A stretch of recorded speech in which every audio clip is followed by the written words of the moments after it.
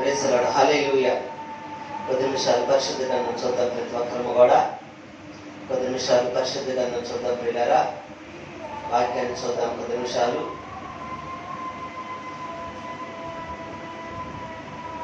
కీర్తన గ్రంథం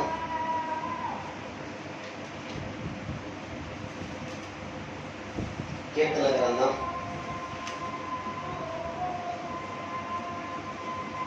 42:11 వచ్చిన చదువుతాం. నా ప్రాణమా నీవేళ కృంగి ఉన్నావు, నాలో నీవేళ తొందరపడుచున్నావు. దేవుని యందు నిరీక్షణించుము, ఆయనే నా రక్షణకర్త, నా దేవుడు. ఇంకను నేను ఆయన స్తుతించెదను. చాలు ప్రియులారా, తలవంచండి, ప్రార్థన చేద్దాం. మహాపరిశుద్ధుడా, ప్రేమగల తండ్రి, కృపగల మా దేవ, చదవడి లేఖన భాగాలు మీరు దీవించండి, ఆశీర్వదించండి. నీ ఆత్మచేతనం నింపండి. నీ ఆత్మచేతనం నింపి నాలో మీరుండి నాయన వచ్చి నీ బిడ్డలతోనూ, యంత్రం ద్వారా నీ బిడ్డలతోనూ, అలాగే లైవ్ గా చూస్తున్న నీ బిడ్డలతో మీరు మాట్లాడి మీ ఘనమైన శ్రేష్టమైన చెవుగల నామానికి ఘనత, మహిమ, ప్రభావములు పొందుకోమని యేసుక్రీస్తు పరిశుద్ధ నామాన్న అడిగి వేడుకొంచున్నాము తండ్రి. హల్లెలూయా, హల్లెలూయా. చదవని లేఖన భాగాలు మనం గమనించినట్లయితే ఇక్కడ ఈ యొక్క కీర్తన గ్రంథంలో ఈ కీర్తన 42వ కీర్తన రాసింది ఎవరై ఉన్నారంటే 42 కానీ 43 కానీ 44, 45 వరకు రాసింది ఎవరున్నారంటే కోరాహు కుమారులు. కోరాహు కుమారులు చెప్తున్న మాట ఏంటంటే, పిల్లరా, నా ప్రాణమా నీవేళ కుంగి ఉన్నావు, నాలో నీవేళ తొందరపడుచున్నావు. దేవుని యందు నిరీక్షణ ఉంచుము, ఆయనే నా రక్షణకర్త, నా దేవుడు. ఇంకను నీ నాయనను స్తుతించెదను. దేవునికి స్తోత్రాలు చెల్లిద్దాం, దేవునికి స్తోత్రాలు చెల్లిద్దాం. అయితే ప్రియులారా, ఏ కోరాహు కుమారులు మనం గమనించినట్లయితే ఇదే మాట ఈ 42వ అధ్యాయం 11వ వచనంలో ఇక్కడే కాదు కానీ ఇదే మాట ఇదే 42వ అధ్యాయము 5వ వచనంలో కూడా ఉంటుంది. అక్కడ కూడా నా ప్రాణమా నీవేళ కుంగి ఉన్నావని చెప్పి ఉంటుంది. అదే మాట ప్రియులారా 6వ వచనంలో కూడా నా దేవా నా ప్రాణము కుంగి ఉన్నదని చెప్పి అక్కడ కూడా ఉంటుంది. ఇదే మాట మనం చూస్తే ప్రియులారా 4వ వచనంలో కూడా చిట్ట చివరి ఉంటది. ఏంటంటే నా ప్రాణము నాలో కరిగిపోతున్నదని చెప్తూ ఉంటాడు. అదే మాట మనం చూస్తే ఇంకా కూడా మనం గమనించినట్లయితే ఈ కోరాహు కుమారుల ప్రియులారా 43వ అధ్యాయం 5వ వచనంలో కూడా ఇదే వచనాలు. ఏ వచనండి? మనం ఏ మాటలైతే ఇక్కడ చదివామో, నా ప్రాణమా నీవేళ కృంగి ఉన్నావు, నాలో నీవేళ తొందరపడుచున్నావు. దేవుని యందు నిరీక్షణ ఉంచుము, ఆయనే నా దేవుడు. ఇంకనూ నేను ఆయనను స్తుతించెదను. దేవునికి స్తోత్రాలు చెల్లిద్దాం. ఇక్కడే కాదు కానీ ఇదే మాట పిల్లరా 44వ అధ్యాయము 25వ వచనంలో కూడా ఏమని ఉంటదంటే, మా ప్రాణము నేలకు కుంగి ఉన్నది, మా శరీరము నేలను పట్టి ఉన్నది, మా సహాయముకు లెమ్ము, నీ కృపను బట్టి మమ్ము విమోచించుము. దేవునికి స్తోత్రాలు చెల్లిద్దాం. ఈ కోరాహు కుమారుల పిల్లరా ఈ ఒక వచనాన్ని ఎత్తిపెట్టి ఏం చేస్తున్నారంటే ఇంచుమించు ఒక 6 సార్లు ఏం చేస్తారండి, ఒక 6 సార్లు కూడా ఒక వచనాన్ని ఎత్తిపెట్టి వారు ఏం చేస్తున్నారంటే, నా ప్రాణమా నీవేళ కృంగి ఉన్నావు. ఇంకొక వచనంలో నా ప్రాణము ఇదిగో నాలో కరిగిపోతుందని చెప్తున్నాడు. ఇంకొక చోట నా దేవా నా ప్రాణము కుంగి ఉన్నదని చెప్తున్నాడు. ఇంకొక మాట 44వ వచనంలోకి వచ్చేసరికి చెప్తున్న మాట, నా ప్రాణము నేలకు కృంగి ఉన్నది. దేనికి స్తోత్రాలు చెల్లిద్దాం. అంటే ఈ మాటలన్నిట్లు కూడా మనం గమనించినట్లయితే ఆ 11వ వచనం చివరిలో వచ్చిన మాట ఏమిటంటే, ఇంకనూ నేను ఆయనను ఇంకనూ ఆయన నేను అంటే ఇప్పుడు పైనేమో నా ప్రాణమా నీవేళ కుంగి ఉన్నావు, ఎక్కడికి వస్తే ఇంకనూ నేను ఆయనను అంటే ప్రియులారా ఈ వచనాన్ని మనం గమనించినట్లయితే, పరిశీలన చేసినట్లయితే ఈ వచనాన్ని ఏ విధంగా ఆయన సంబోధిస్తున్నారు కోరాహు కుమారులు అంటే, వారిలో భయం అలుముకుంది. ఆ భయం అనుకున్నప్పటికీ కూడా ఆ భయాన్ని తొలగిపోకుండా వాళ్ళు ఎక్కడో ఇంకా భయంతో ఉన్నబట్టి దాన్ని బట్టి వాళ్ళు ఏం చేస్తారు, నా ప్రాణమా నీవేళ కృంగి ఉన్నావు, నాలో నీవేళ తొందరపడుచున్నావు, ఇంకా నువ్వు ఆయనను స్తుతించెదను. హల్లెలూయా. అంటే ఒక పక్కేమో భయపడుతూ ఉన్నాడు, ఇంకొక పక్కేమో ఇంకా నేను ఆయన స్తుతిస్తాను అంటే ఏ విధంగా చెప్తున్నాడు? మనం గమనించినట్లయితే ప్రియులారా, భయం అలుముకుంది, భయముతో కుంగిపోతున్నప్పటికీ కూడా ఇంకొక పక్క ధైర్యముతో ఇంకా నేను ఆయన స్తుతిస్తాను. అంటే ఆయన కార్యము చేయకున్నప్పటికీ, నా ప్రాణాన్ని రక్షించలేనప్పటికీ, నా ప్రాణాన్ని విమోచించలేనప్పటికీ నేను ఆయన ఇంకను స్తుతిస్తాను. హల్లెలూయా. పైన కూర్చోలేకండి, ఇంకను ఆయన నేను స్తుతిస్తున్నాను. అయితే ప్రియులారా, ఇది ఇన్నిసార్లు చెప్పడానికి మనం గమనించినట్లయితే ఎందుకు ఇన్నిసార్లు చెప్తున్నాడు?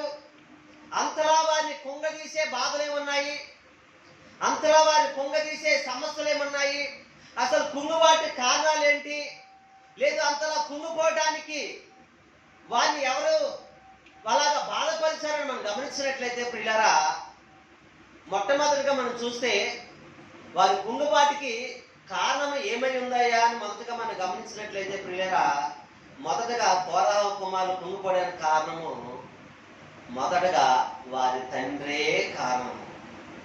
ఎవరండి కారణము? గట్టిగా చెప్పాలండి. నా వైపు చూడండి, మీరేంటి ఒక లెఫ్ట్ అంటే ఒక లెఫ్ట్ కాదు, 10 నిమిషాలకు వచ్చింది. మొదటగా వారు కుంగిపడిన కారణం ఎవరు? వారి తండ్రే వారి కారణము. ఎందుకయ్యా వారి తండ్రి కారణం అని అంటే పిల్లరా, గమనించినట్లయితే ఇశ్రాయేలు ప్రజలు సర్వ సమాజం కూడా సినాయి పర్వతం నుండి వారి ప్రయాణమై పాలు తేలి ప్రపంచ దేశంలో ప్రయాణమై వెళ్ళిపోతుండగా మోషే మామయ్య ఇత్రా మోషేని ఎదుర్కొని మోషే ఏ విధంగా ఇశ్రాయేలు ప్రజలను బయట తీసుకొచ్చి ఏ విధంగా వారి ముందు నడిపిస్తున్నాడో వారి చూసి మోషే ఏ విధంగా నడిపించుకొచ్చాడో, ఏ విధంగా ఐగుప్తు నుంచి బయటకు తీసుకొచ్చాడు అన్ని తలుసుకొని ఎంతగానో సంతోషిస్తూ ఉంటాడు. ఆ ప్రజలంతా కూడా చూసి ఆనందపడుతూ ఉంటాడు. అలా ఆనందపడుతూ సంతోషిస్తూ ఉన్నాడు. ప్రియులారా, మోషే ఇశ్రాయేలు ప్రజలు అందరికి కూడా వారికి వర్తమానాన్ని కానీ వారి దగ్గరికి వారికి ఏదైనా సమస్య పరిష్కరించడానికి కానీ వారితో మాట్లాడినప్పుడు మోషే ఎంతగానో ఒక్కడే ఎంతో ప్రయాసపడుతూ ఉంటాడు. ఒక్కడ మీద భారం, అధికమైన భారం ఉండిపోద్ది.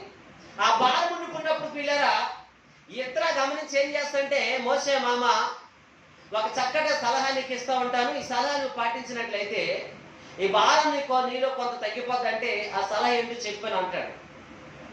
సలహా అంటే ఏంటంటే 10 మందికి ఒక నాయకుడును, 20 మందికి ఒక నాయకుడును, 50 మందికి ఒక నాయకుడును, 100 మందికి ఒక నాయకుడును, 1000 మందికి ఒక నాయకుడును, 10,000 మందికి ఒక నాయకుడును, అలాగే 10,000 మందికి ఒక నాయకుడును, 1,00,000 మందికి ఒక నాయకుడును, 10 లక్షల మందికి ఒక నాయకుడును నువ్వు వాళ్ళకి పెట్టేవనుక నాయకులు వాళ్ళు ఏం చేస్తారంటే చిన్న చిన్న సమస్యలు ఉంటే పరిష్కరిస్తూ ఉంటారు.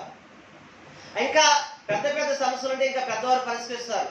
వీళ్ళందరూ పరిష్కరించలేని సమస్యలు కానీ వీళ్ళందరూ పరిష్కరించలేని ఇంకా వాయిద్యాలు కానీ ఏవైనా ఒకవేళ ఉంటే అది నీ దగ్గరికి తీసుకొస్తే అప్పుడు నువ్వు పరిష్కరించడానికి ఈజీగా ఉంటుందని చెప్పి ఒక చక్కటి ఆలోచన ఇస్తాడు. దేనికి స్తోత్రాలు. అయితే మోసే ప్రియులారా, ఈ 12 గోత్రాల ప్రజలను, ఈ 12 గోత్రాల ప్రజలు సమర్థమైన నాయకులను ఎన్నుకొని ఇంచుమించు 50 లక్షల మందికి ప్రియులారా ఒక్కొక్కరిని ఒక గోత్రములు చెప్పిన చాలా మంది నాయకులను ఏర్పాటు చేస్తారు. దేనికి స్తోత్రాలు తెలియదా.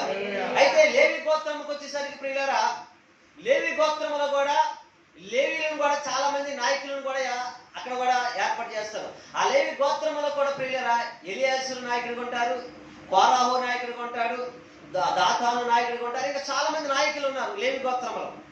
అయితే ఇది ఎందుకు చెప్పుకుంటూ వస్తుందంటే ప్రియులారా, ఈ కోరాహు కూడా లేవి గోత్రములకు ఒక నాయకుడిగా ఉన్నాడు. దేనికి స్తోత్రాలు తెలియదా.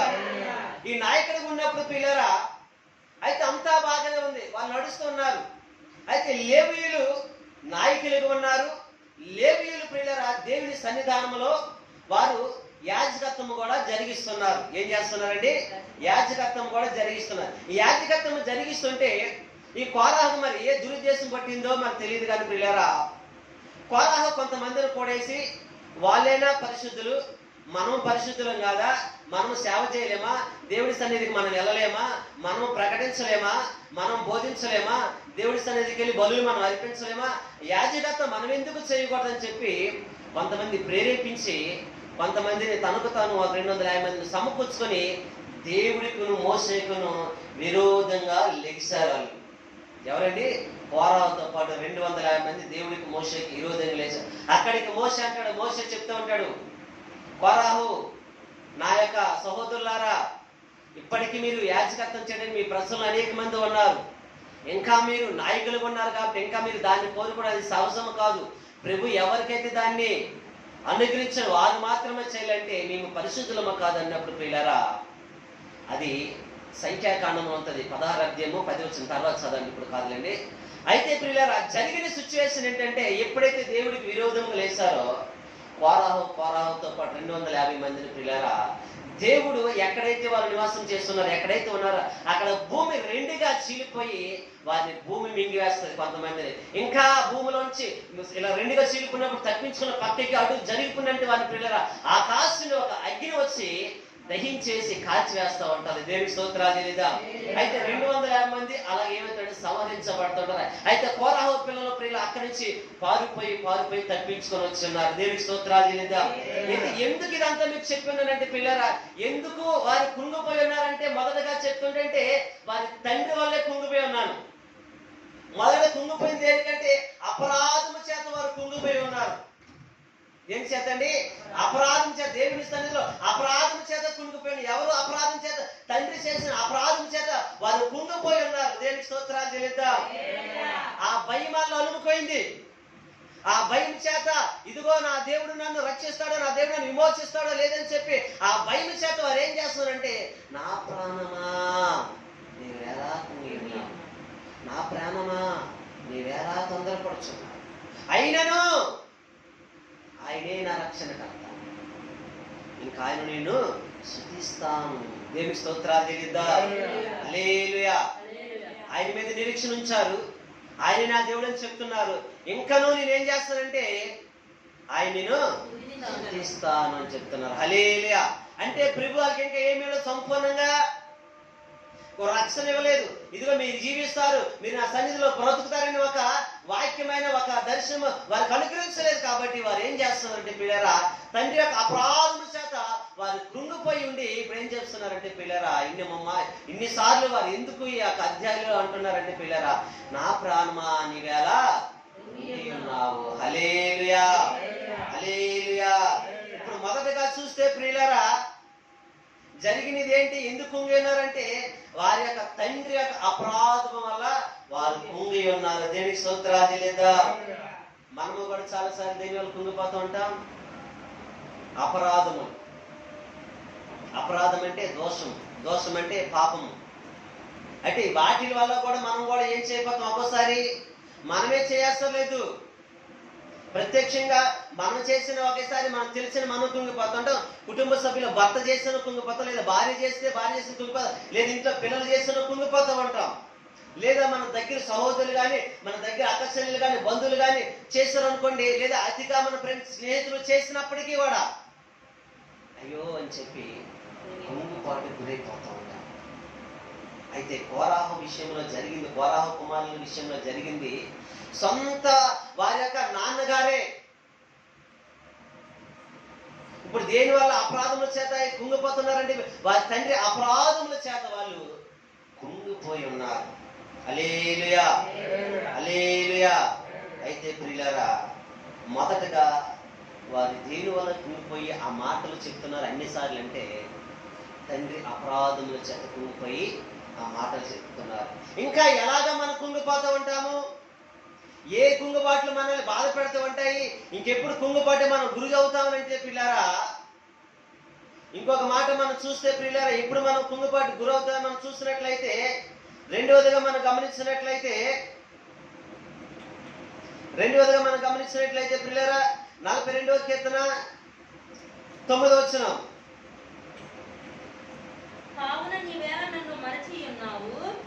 కావున నీవేళ నన్ను మరచి ఉన్నావు, శత్రు బాధ చేత నేను దుఃఖాక్రాంతుడినై వచ్చునేమో అని సంచరించవలసి వచ్చినేమి నా ఆశ్రయదుర్గమైన నాశ్రయదుర్గమైన నా దేవుని నా దేవునితో మనవి నేను చేయుచున్నాను. మనము చేయించున్నాను. దేవుని స్తోత్రాలు చెల్లిద్దాం. హల్లెలూయా. ఎక్కడ కుంగిపోతారంటే ఇప్పుడు శత్రు బాధ చేత నేను దుఃఖాక్రాంతున్నాయి వరాకుమారులు చెప్తున్నారు పిల్లరా. శత్రు బాధ చేత దేని చేత అండి? శత్రు బాధ చేత. అంటే పిల్లరా, మన శత్రువు లేక మన విరోధులు అనొచ్చు, లేక మన వాళ్ళే మనల్ని భయపెట్టినప్పుడు. ఎవరండి మన శత్రువులు? అంటే మనం డబ్బు ఇచ్చాం అనుకోండి, డబ్బులు వాళ్ళు ఎవరిని ఇచ్చారు అనుకోండి, వాళ్ళు ఏం చేస్తారు? ఇస్తావా సస్తావా అని చెప్పి భయపెడతారు కొంతమంది. మన వాళ్ళే మన కొన్నిసార్లు భయపెడతా ఉంటారు. శత్రువులు అంటే మనం ఎప్పుడప్పుడు ఏదో పొరపాటున మాటని లేదా పొరపాటున ఏదో నోరుసారి ఆ మాటకి మన శత్రువులుగా మిగిలిపోయి పగ పెంచుకున్నట్టు వారు కూడా వీళ్ళందరూ కూడా ఏమైపోతారు?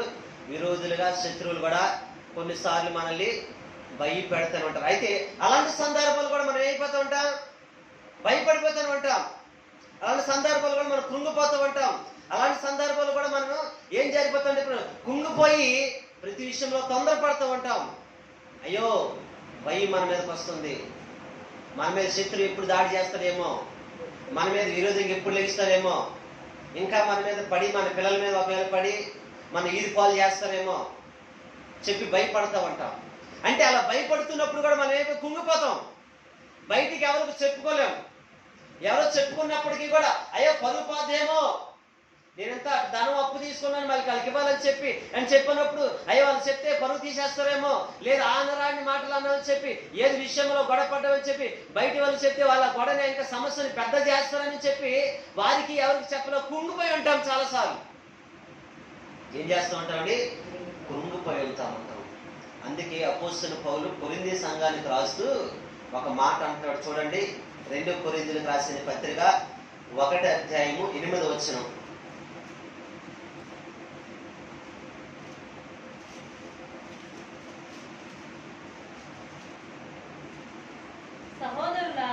సహోదరులారా, ఆసియాలో నాకు తటస్థించిన శ్రమను గూర్చి మీకు తెలియకుండా మాకు ఇష్టము లేదు. మీకు తెలియకుండా నాకు ఇష్టం లేదు.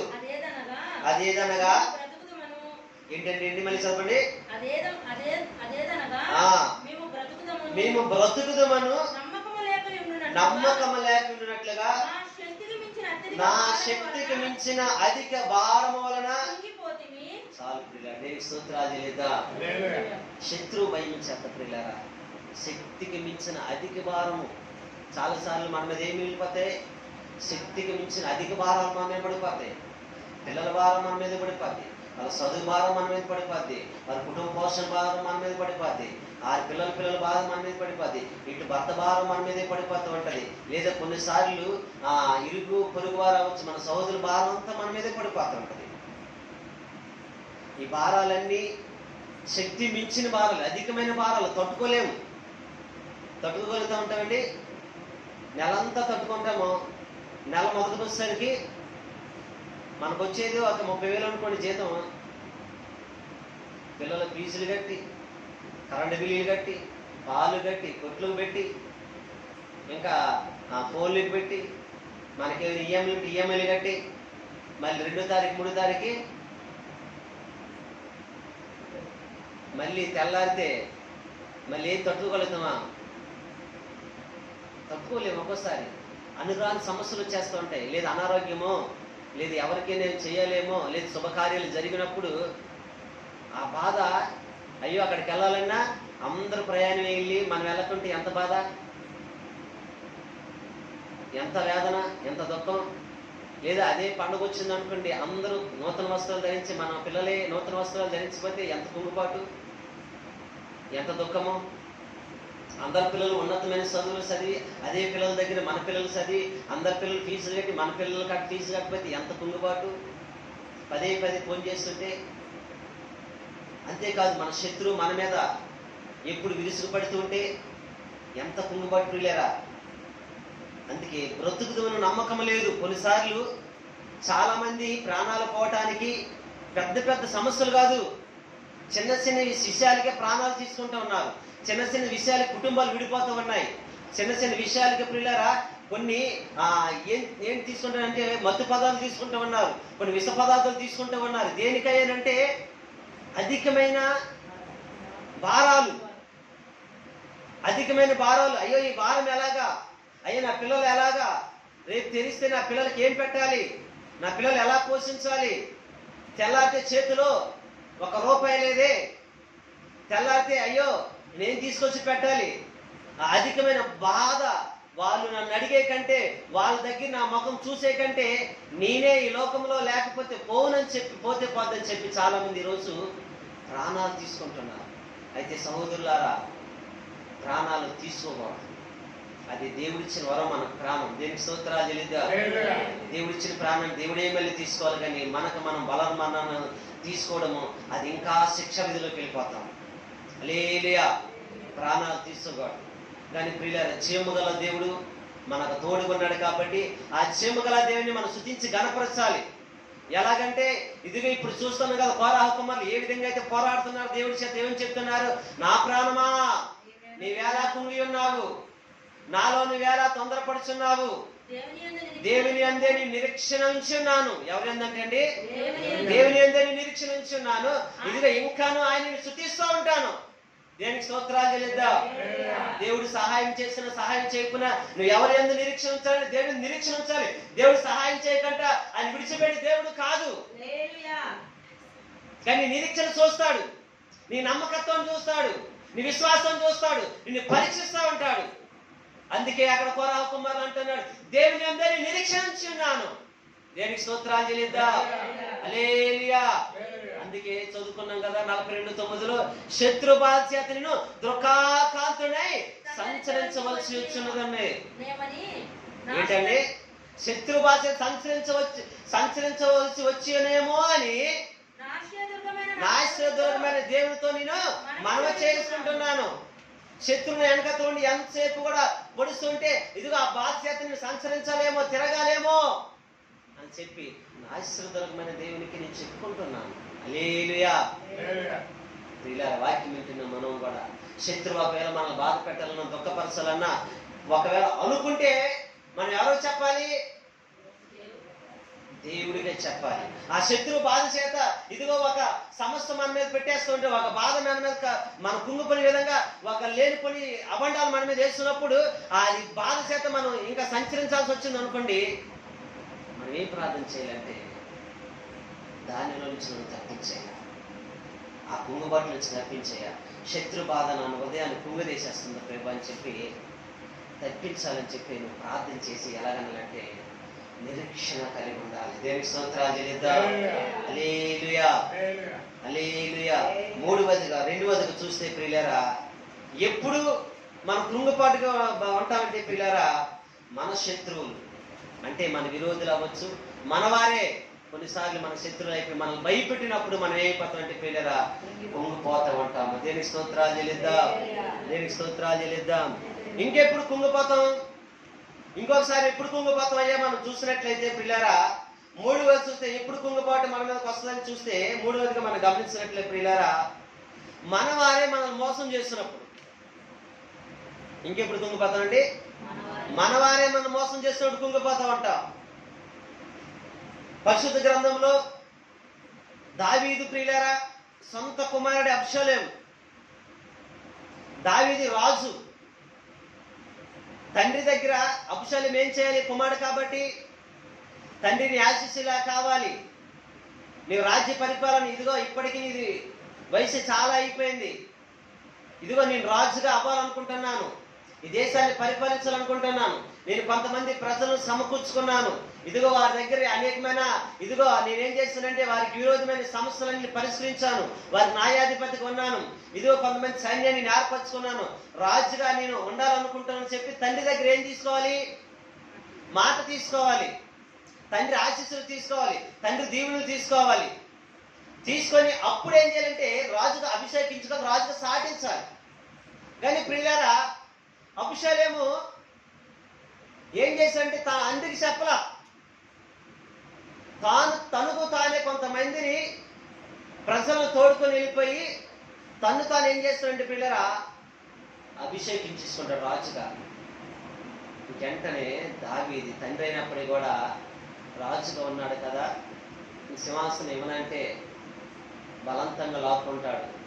ఇంకా లాక్కొని నీ ఉంటే ఇంకా రాజ్యాన్ని పరిపాలించలేనని చెప్పేసి నన్ను ఇంకా ప్రాణాలతో ఉండేవాడు చంపేస్తుందని చెప్పేసి పిల్లరా అక్కడి నుంచి ఆ దేశం నుంచి సింహాసనం విడిచిపెట్టి తానుతో వెంబడించినట్టు వారు ఎవరు వస్తారో నమ్మకస్తులు వాళ్ళు తీసుకొని వెళ్ళిపోతుంటే ఒక్కరు ఒక మాట అంటారు. చూడండి 2వ సమూయేలు గ్రంథము 16వ అధ్యాయము 7-8 వచనాలు.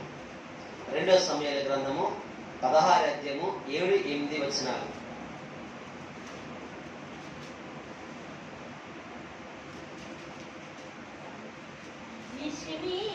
ఈ షిమి నరహంతకుడు దుర్మార్గుడా చీపో నీవు వేల వలనని నీవు వెళ్ళగొట్టిన సౌలు కుటుంబీకులను యెహోవా నీ మీదకి రప్పించి యెహోవా నీ కుమారుడైన అబుషాలోము చేతికి రాజ్యమును అప్పగించి ఉన్నాడు. నీవు నరహంతుడు కనుకనే నీ నీ మోసములోని నీవు చిక్కుకొని ఉన్నావని చెప్పి రాజును చెప్పింపగా షేరుయా కుమారుడైన అబీషయ చాలు ప్రియులారా, చాలు. ఇక్కడ ఏం చెప్తున్నాడంట, షిమి ప్రియులారా ఒక సౌలు కుటుంబకులు ఒక వ్యక్తి అన్నమాట. ఈ షిమి ఆయన దావీదు చెప్పిస్తున్నాడు, నీ మోసములో నీ మోసంలో నువ్వు పడ్డావని చెప్పి. ఏంటండి? నీ మోసంలో నువ్వు పడ్డావని చెప్పి. అయితే రాజు దావీదైన రాజుని తనకు తన రాజ్యాన్ని కోరుకోలేదు, ఎక్కడ కూడా రాజుగా తను స్వీకరించలేదు. కానీ పిల్లరా దేవుడు అభిషేకించాడు కాబట్టి కనిపెట్టుకున్నాడు. అభిషేకించబడిన సౌలు రాజు ఉన్నప్పుడు దొరికినప్పటికీ 2 సార్లు తనను ఏమీ చేయలేదు, రాజ్యాన్ని కూడా తీసుకోలేదు, రాజుగా ప్రకటించలేదు. కానీ మొదటిగా యూదులందరూ వచ్చి అయ్యా మా మీద రాజుకుని చెప్పి కోరుకున్నాడు. తర్వాత 7 సంవత్సరాల తర్వాత మిగతా 11 గోత్రాల వారు కూడా వచ్చి అయ్యా మమ్మల్ని కూడా మీరు పరిపాలించండి, రాజుగా మీరు అని చెప్పి వారు కూడా కోరుకున్న తర్వాతే అప్పుడే అభిషేకించబడిన తర్వాత మళ్ళీ రాజుగా పరిపాలన మొదలు పెట్టాడు. దేనికి స్తోత్రాలు లేదా? హల్లెలూయా. అయితే ఇక్కడ ఎవరు మోసం చేశారు? తండ్రిని కుమారుడే మోసం చేశాడు. అయితే కుమారుని మోసం చేసే పిల్లరా ప్రాణం అయితే తండ్రి వెళ్ళిపోతుంటే విరోధులు ఉంటారు కదా, ఆ విరోధి ఎత్తిపెట్టి చూపిస్తున్నాడు, నీ మోసంలో నువ్వు చిక్కబడి ఉన్నావని చెప్పి. హల్లెలూయా. అయితే పిల్లలు ఇప్పుడు ఆయన ఎంత కుంగిపోయి ఉంటాడు, దావీదు ఎంత కుంగిపోయి ఉంటాడు. ఆల్రెడీ కుమారుడు రాజుకి అభిషేకించుకున్నాడికే అప్పటికే చాలా కుంగుపాటికి గురైపోయాడు. కానీ మళ్ళీ ఏదెత్తి చూపిస్తున్నప్పుడు పిల్లరా చాలా కుంగిపోతా ఉంటాడు. ఎప్పుడు కుంగిపోతాండి? మనవారు మనల్ని మోసం చేసినప్పుడు, మనల్ని మోసం చేసినప్పుడు. అందుకే దావీదు 12వ వచనంలో ఒక మాట అంటాడు, నా శ్రమను యెహోవా లక్ష్య పెట్టినేమో అని. ఏంటండి? చాలు ప్రియులారా, యెహోవా నా శ్రమను లక్ష్య పెట్టినేమో అంటే నేను కుంగుబాటునున్నాను, నా కుంగుబాటుని దేవుడు చూచనేమో, నా కుంగుబాటు నుంచి దేవుడు నాకు విడుదల ఇచ్చినేమో, నా కుంగుబాటు నుంచి దేవుడు నాకు రక్షణ కలగజేసినేమో అని చెప్పి ఆయన దేవుడు ప్రార్థిస్తూ ఉన్నాడు. హల్లెలూయా. 3 ఎప్పుడు కుంగిపోతామండి? మనవారే మనల్ని మోసం చేశారు. తండ్రి కుమార్ని ఎంత ప్రేమగా చూస్తుంటాడు. మనమే సరిగ్గా లేనంటే గుండెలు పెట్టుకొని మనకున్న దాంట్లో చూస్తుంటాం. ఐశ్వర్యము ధనము కలిగిన వారు ఇంకా ఏం చేసుకుంటారు? సమస్తానికి వారసులు నేనే, నా వారసులు నేనని చెప్పి చెప్పుకుంటూ రాజుల వంశం అమ్మ వారసులు అని చెప్పి ఎంతో గర్వంగా మనం ఎవరు చెప్పుకుంటాం? మన బంధువులకి లేదా రక్షంబులకి చెప్పుకుంటాం. కానీ రాజు అయినప్పటికీ ఆయన దగ్గరికి ఎంతమంది వస్తారు? చుట్టుపక్కల రాజ్యాలను రాజులు వస్తారు, సైన్యాధిపతులు వస్తూ ఉంటారు. అంతేకాదు కానీ బిడ్డ పుట్టగానే ప్రజలందరినీ ఒక గ్రౌండ్ దగ్గర తీసుకొచ్చి అక్కడ ఏం చెప్తారు? ఇదిగో నా కుమారులు, నా వారసులు అని చెప్పి చూపించుకుంటూ ఉంటారు. ఆ చూపించుకున్నప్పుడు తండ్రికి అంత ఉప్పొంగిపోతాడు. అదే కుమారుడు ప్రియులారా ఇప్పుడు తండ్రి మాట వినకంట, తండ్రికి ఏమి చెప్పకంట తనకు తాను రాజుకు ప్రకటించుకుంటే తండ్రి అంత కుంగిపోతూ ఉంటాడండి. ఎంత కుంగుపాటు గురై ఉంటాడు చూడండి, ఎంత వేదన గురై ఉంటాడు. సిమి అక్కడ నరంతకుడు రాజుతో దుమ్ము వస్తూ ఉంటాడు. అయినప్పటికీ కూడా కుమారుడు మోసం చేసే దానికంటే ఇది మోసమైంది ఎక్కువ కాదని చెప్పి ఒక్క మాట కూడా మాట్లాడుకుంటూ వెళ్ళిపోతాడు. తర్వాత కాబట్టి మిగిలింది చదవండి, దుమ్మెత్తు పోసి నా ఇష్టానుసారంగా తిడుతూ ఉంటాడు ఆ సిమి.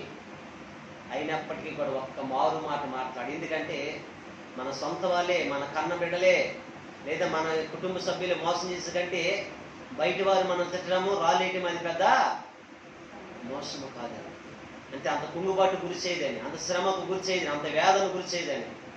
హల్లెలూయా హల్లెలూయా. మూడోది ఇప్పుడు కుంగిపోతామంటే పిల్లరా, మనవారు మనం మోసం చేయాలి. కోరాహు కుమారులు ఏ విధంగా కుంగిపోయారు? వారు ఎందుకంటే సొంత తండ్రి అపరాధం ద్వారా వాళ్ళు కూడా కుంగుబాటు కారణం అదే. అయ్యో తండ్రి ఒక మాట పిల్లలు కానీ, అయ్యో నా భార్య కానీ చెప్పాలి కదా. ఏం చేయాలి? అరే పిల్లలు మీరున్నారు ఇక్కడ, యవనస్తులు మీరు వచ్చారు కదా, మీరు యాజకత్తులుగా ఇదిగో యాజకత్వం చేయడానికి ఇదిగో మోసే మామని అడగండి, లేదు మోసే ఇదిగో అడగండి అని చెప్పి చెప్పాలి కదా.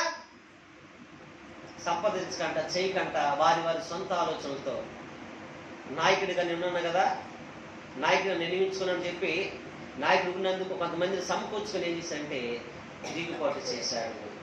ఇప్పుడు ఆ తిరుగుబాటు తర్వాత తన వారి తనకు మోసం చేసినట్టు ఇక్కడ కుమారుడు తండ్రి మోసం చేసినట్టుగా పిల్లలు ఇక్కడ కుంగుబాటుకి గురయ్యారు. దేవునికి స్తోత్రాలు చెల్లిద్దాం. అందుకే కోరాహు కుమారులు, నా ప్రాణమా నీవేళ కృంగి ఉన్నావు, నాలో నీవేళ తొందరపడుచున్నావు, దేవుని యందే నిరీక్షణ ఉంచి ఉన్నాను, ఆయనే నా రక్షణకర్త, నా దేవుడు ఇంకనూ ఆయనను స్తుతిస్తూనే ఉన్నాను. దేవునికి స్తోత్రాలు చెల్లిద్దాం.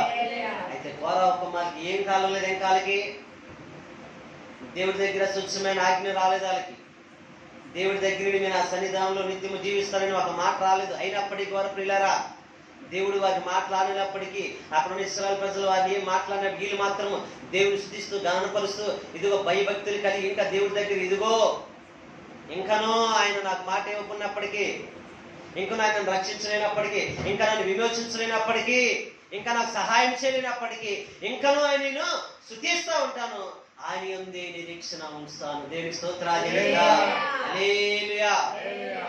మనము కూడా ప్రియులారా, మొదటగా మనవారే మోసం చేసినప్పటికీ, లేదా బయట విరోధులు మన శత్రువులు మనల్ని కుంగుబాటు గురి చేసినప్పటికీ, మన సొంత వాళ్ళ ద్వారా మోసపోయి మనం కుంగుబాటు గురైపోయినప్పటికీ తొందరపడి ప్రాణాలు తీసుకోకూడదు, తొందరపడి ఏ నిర్ణయం తీసుకోకూడదు. మనం నమ్ముకున్న దేవుడు క్షేమగల దేవుడు, ఆయన కఠిన సమస్యలను గురించి ఆయన విడుదల చేసే దేవుడు, ప్రాణాపాయ స్థితిలో కూడా ఆయన మనల్ని లేవనెత్తగల దేవుడు. దేవునికి స్తోత్రాలు చెల్లిద్దాం. ఎర్ర సముద్రం లాంటి ఎర్ర సముద్రం సమస్యనే ఆయన రెండు పాయలుగా చేసి ఇంకెప్పటికీ కూడా పిల్లరా ఐగుప్తు రాజును కానీ ఐగుప్తు సైన్యాన్ని కానీ చూడకంట ముందుకు నడిపించిన దేవుడు మన దేవుడు. దేవునికి స్తోత్రాలు చెల్లిద్దాం. హల్లెలూయా.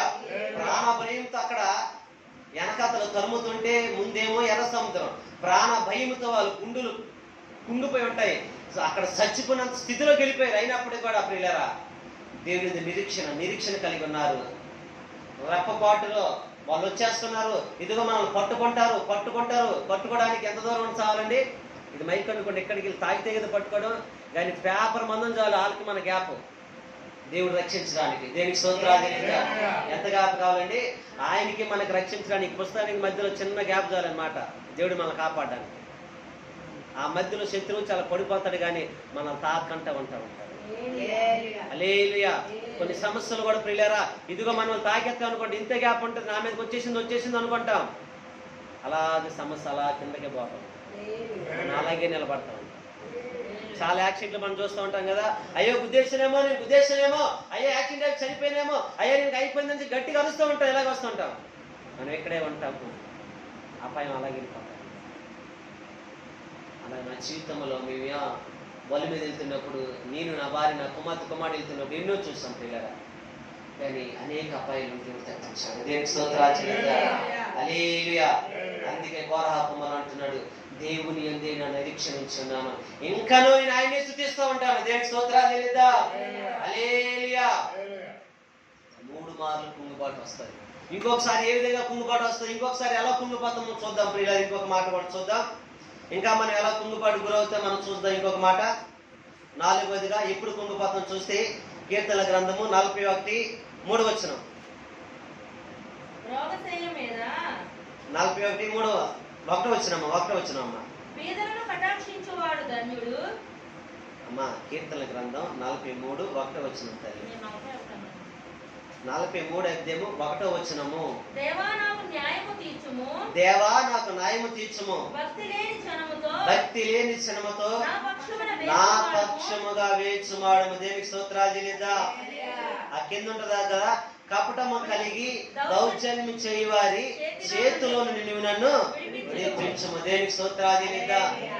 ఇంకెప్పుడు మనం కుంగుబాటుకు గురైపోతాము అంటే 4వసారి కూడా కుంగుబాటుకు గురవుతాం. ఎవరి చేత కుంగుబాటుకు గురైపోతాం అంటే పిల్లరా, ఇక్కడ స్పష్టంగా కోరాహు కుమారులు చెప్తున్నారు, దేవా నాకు న్యాయం తీర్చుము, భక్తి లేని క్షణముతో నా పక్షంగా వ్యాజ్యం ఆడుము. దేనికి స్తోత్రాలు చెల్లిద్దాం. ఎవరి చేత కుంగుబాటుకు గురైపోతాం అండి?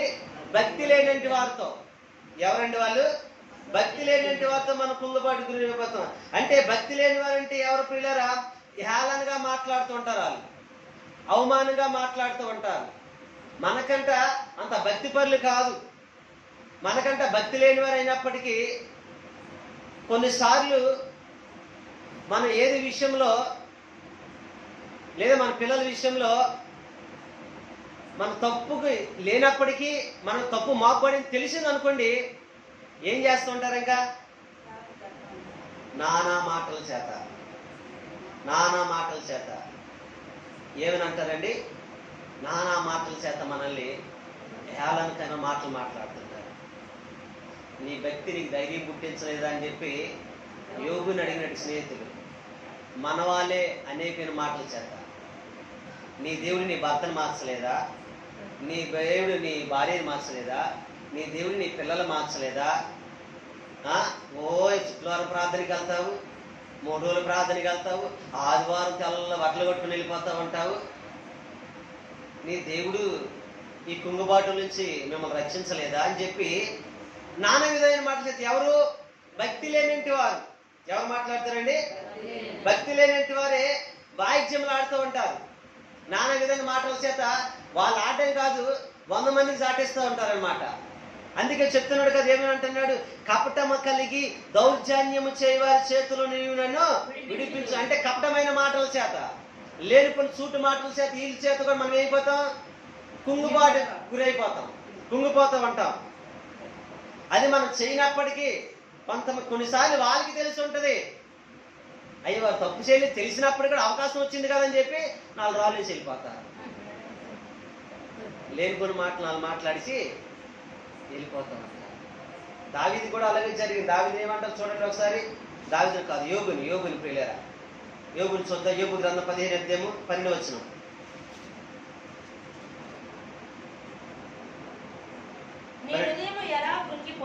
నీ హృదయం ఎలా కుంగిపోయెను, నీ కన్నులు ఎలా ఎర్రబారుచున్నవి. దేవుని మీద నీవెలా ఆగ్రహపరుచున్నావు. చాలు ప్రియులారా, ఏంటంటే నీ హృదయం ఎలా కుంగిపోయింది, నీ కన్నులు ఎలా ఎర్రపరుచుని, దేవుని మీద నీవెలా ఆగ్రహపరుచున్నావు. అంటే స్నేహితులే.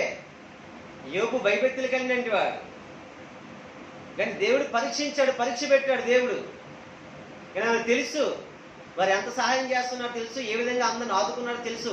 కానీ ఇక్కడికి వచ్చేసరికి ఎలా నీవెలా కుంగిపోయావు, నీ హృదయం ఎలా కుంగిపోయింది, నీ కన్నులు ఎలా ఎర్రబారుచున్నాయి, నీ దేవుడు దేవుని మీద నీవెలా ఆగ్రహపరుచున్నావు. హల్లెలూయా. అంటే అవకాశం వచ్చిందని దేవుడి మీద ఎందుకంత కోపం, ఎందుకంత ఆగ్రహం నీకు?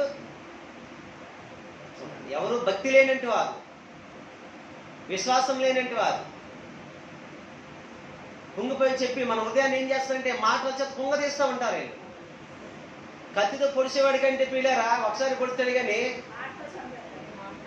అవునంటారు కాదంటారా? చాలా మంది మాటల చేత చాలా మంది చనిపోయేవాళ్ళు.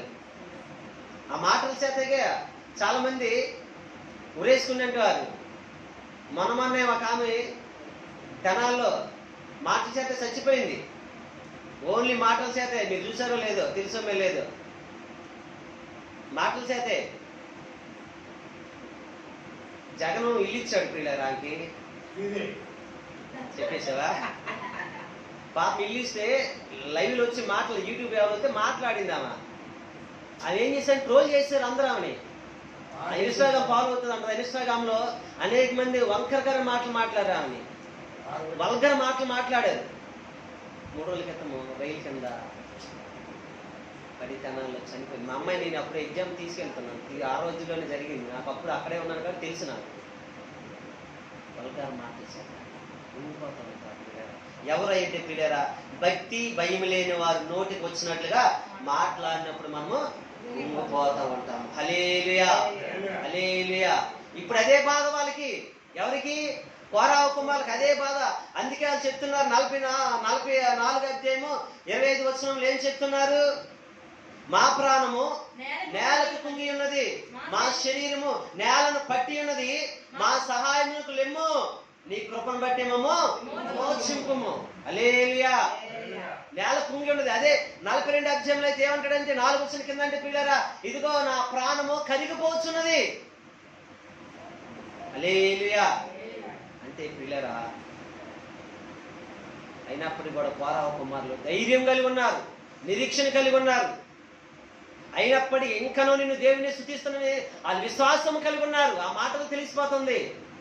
నా ప్రాణమా ఎలా కుంగి ఉన్నావు అంటే, ఒక పక్క భయం అనుకుంటుంది, ఒక పక్క ఏమో శత్రువు ఎలాగొస్తాడో తెలియదు, ఎలా దాడి చేస్తాడో తెలియదు. అయినప్పటికీ దేవుని సహాయము అర్థిస్తున్నారు. దేవుడా మమ్మల్ని విమోచించి మాకు సహాయం చేయని చెప్పి ఒక పక్కన వేడుకుంటేనే, ఇంకొక పక్కనే నా ప్రాణమా నీవేలా కుంగి ఉన్నావు, నాలో నీవేలా తొందరపడుచు.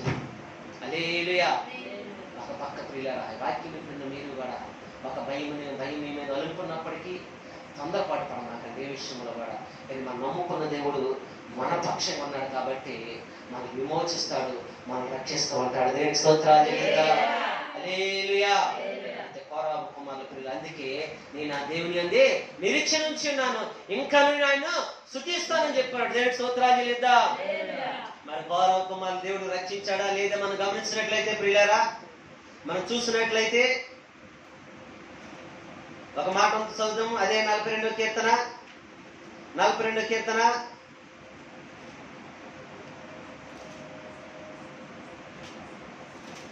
8వ వచనం. అయినను పగటి వేళ యెహోవా తన కృపకు కలుగునాజ్ఞాపించును. రాత్రి వేళ ఆయన గూర్చి కీర్తనయు, నా జీవితాతైన దేవుని గూర్చిన ప్రార్థనయు నాకు తోడుగా ఉండును. దేవునికి స్తోత్రాలు చెల్లిద్దాం. హల్లెలూయా. చూడండి ప్రియులారా, వారి నిరీక్షణకు దేవుడు వారికి ఒక స్పష్టమైన వాగ్దానం ఇచ్చాడు, ఒక స్పష్టమైన మాట ఇస్తున్నాడు. ప్రియులారా, ఏమని అంటున్నారంటే, అయినను పగటి వేళ ఆయన కృప కలగజేసినట్టు ఆజ్ఞాపించాడు. ఆయనకి పగటి వేళ వాళ్ళకి ఏం కలుగుతుంది? కృప కలుగుతుంది. అంటే కృప అంటే పిల్లరా, పగటి వేళ ఏంటంటే అంటే దీవెన కలుగుతుంది, వారికి ఆశీర్వాదం కలుగుతుంది పగటి వేళ.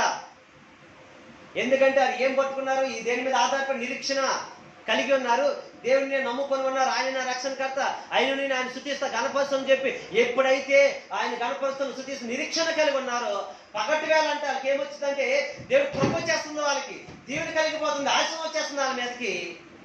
ఏ భయం వారి మీదకి రావట్లేదు. దేవునికి స్తోత్రాలు చెల్లిద్దాం. హల్లెలూయా. రాత్రి వేళకు వచ్చేసరికి ప్రియులారా, వాళ్ళు చెప్తున్న మాట, రాత్రి వేళ ఆయన గురించి కీర్తనయు, జీవదాతని దేవుని గురించి ప్రార్థనయు. హల్లెలూయా. జీవదాతే ప్రాణం పెట్టిన దేవుడే రాత్రి వేళ తోడుగా వచ్చేసాడు. దేవునికి స్తోత్రాలు చెల్లిద్దాం. దేవునికి స్తోత్రాలు చెల్లిద్దాం.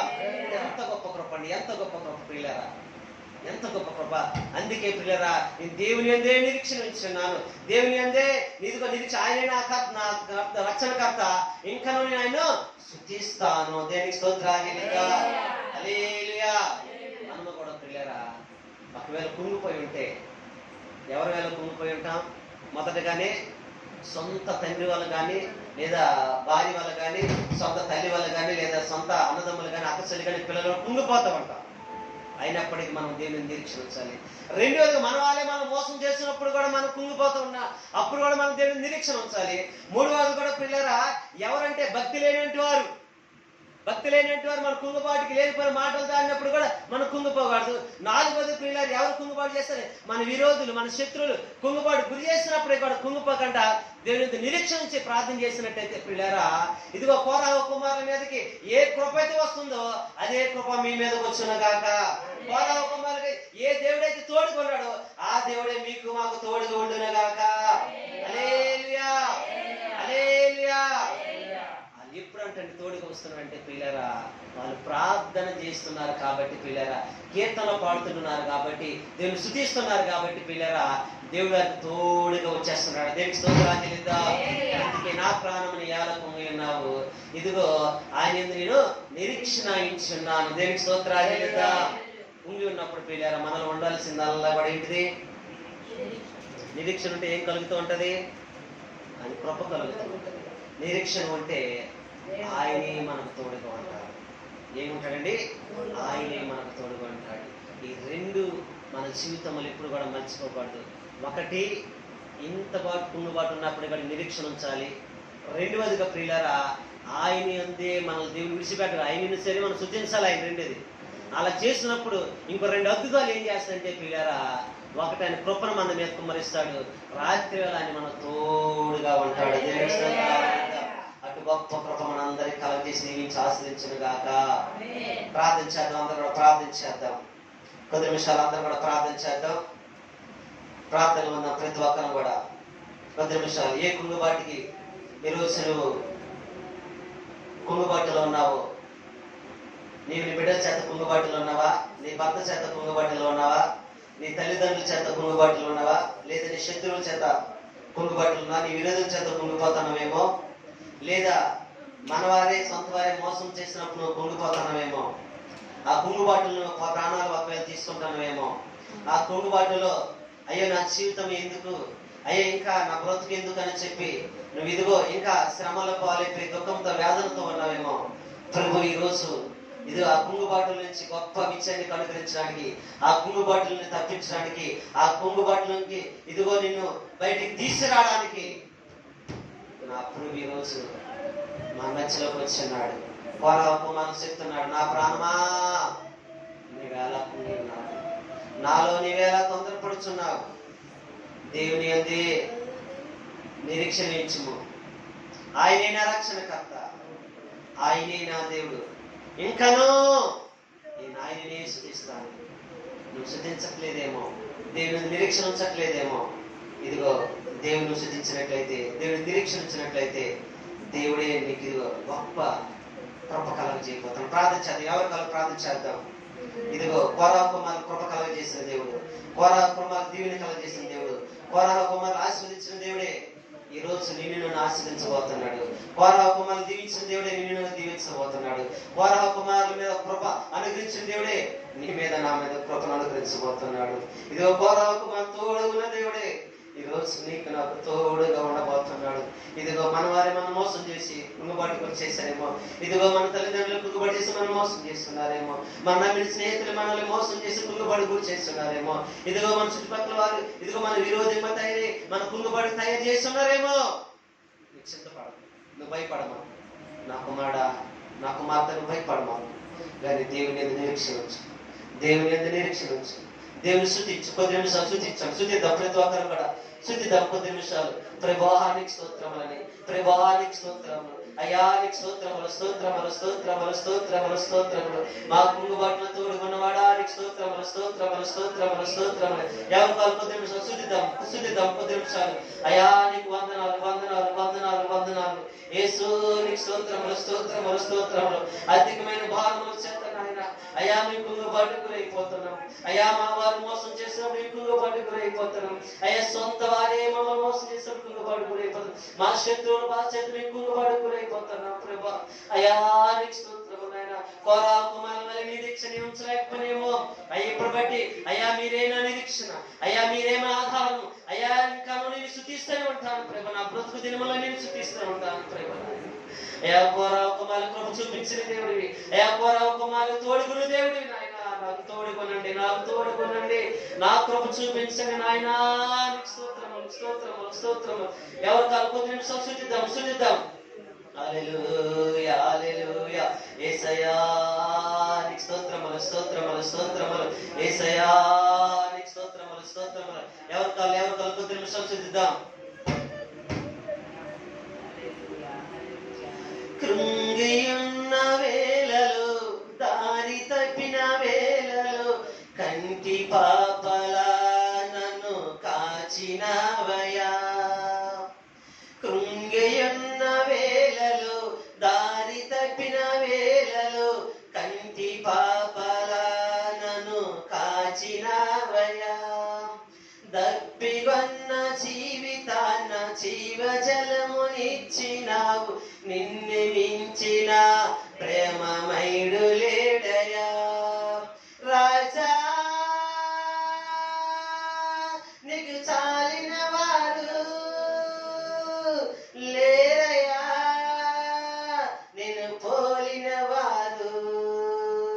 స్తోత్రమయ, స్తోత్రమయ నా యేసయ్యా. స్తుతి స్తోత్రమయ, స్తోత్రమయ నా యేసయ్యా. అందరూ చెప్తాం. స్తోత్రమయ, స్తోత్రమయ నా యేసయ్యా. స్తుతి స్తోత్రమయ, స్తోత్రమయ నా యేసయ్యా. కుంగియున్న వేళలో, దారి తప్పిన వేళలో, కంటి పాపలా నన్ను కాచినవయ్యా. దప్పిగొన్న జీవితాన్న జీవజలమునిచ్చినావు, నిన్ను మించిన ప్రేమమయుడు లేడయా. పాపమనే భూమిలో నేను ఉండగా, నా పేరు పెట్టి పిలిచిన అద్వితీయుడా. పాపమనే భూమిలో నేను ఉండగా, నా పేరు పెట్టి పిలిచిన అద్వితీయుడా. నీది కుమారునిగా నన్ను స్వీకరించి, నీ రక్షణ భాగ్యము దయచేసినవయ్యా. నీది కుమారునిగా నన్ను స్వీకరించి, నీ రక్షణ భాగ్యము దయచేసినవయ్యా. ఎంత భాగ్యమో,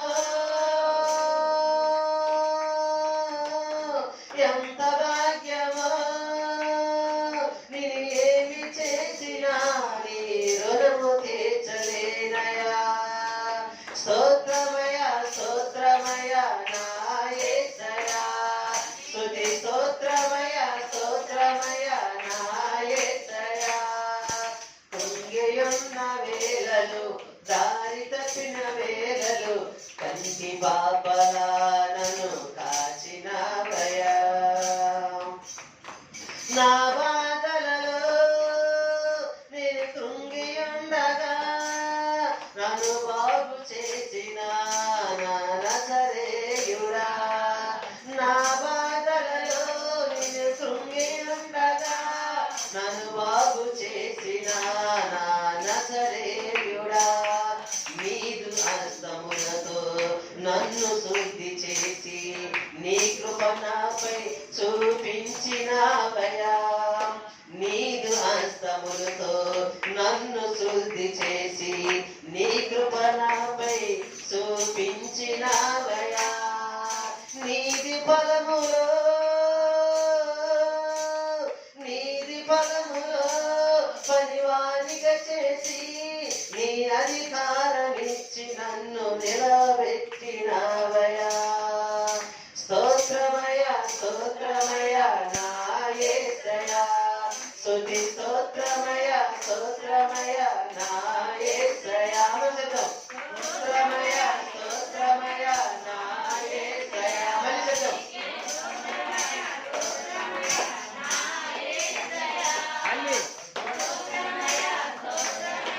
నా యేసయ్యా. స్తుతి స్తోత్రమయ, స్తోత్రమయ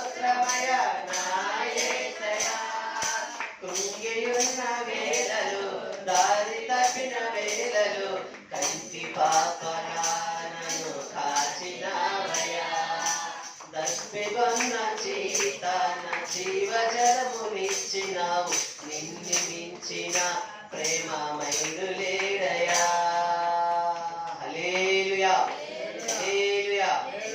మన ప్రభు ప్రియులారా, కృంగిన వేళలో, దారి తప్పిన వేళలో ఆయన కంటి పాపలా కాపాడి శివచలంలో నడిపించే దేవుడు మన దేవుడు. పాపమైన ఊబుల నుండి లేవనెత్తి పిలిచిన దేవుడే మన దేవుడు. ఆ దేవుడే కోరహ కుమారులు పిల్లారా. తండ్రి మరణించినప్పటికీ, తండ్రి అపరాధం వల్ల వారు కుమిపోయినప్పటికీ, శత్రు అపవాదం వల్ల కుమిపోయినప్పటికీ, అయ్యా తన వారి సొంత వారి తను మోసపరిచినప్పటికీ, ఇదిగో తనకు విరుద్ధం లేచినట్టు వారు మోసపరిచినప్పటికీ, వారు కుమిపోయినప్పటికీ దేవుని మీద నిరీక్షణ కలిగి ఉన్నారు. దేవునే స్తుతించారు. ఆయనే నా రక్షణకర్త అని చెప్పి నమ్మి విశ్వసించారు. ఆ దేవుడే పగలంతే కృపిస్తున్నాడు, రాత్రి వేళ అంత తోడుగా ఉంటున్నాడు. ప్రార్థించారు తోడు, అదే తోడు దేవుడు మనకు ఉండి నడిపించి దీవించి ఆశ్రయించను కాక, కొద్ది మాట దేవుడు దీవించను కాక. ప్రార్థన చేద్దాము. పద్మగా ప్రార్థన చేయండి.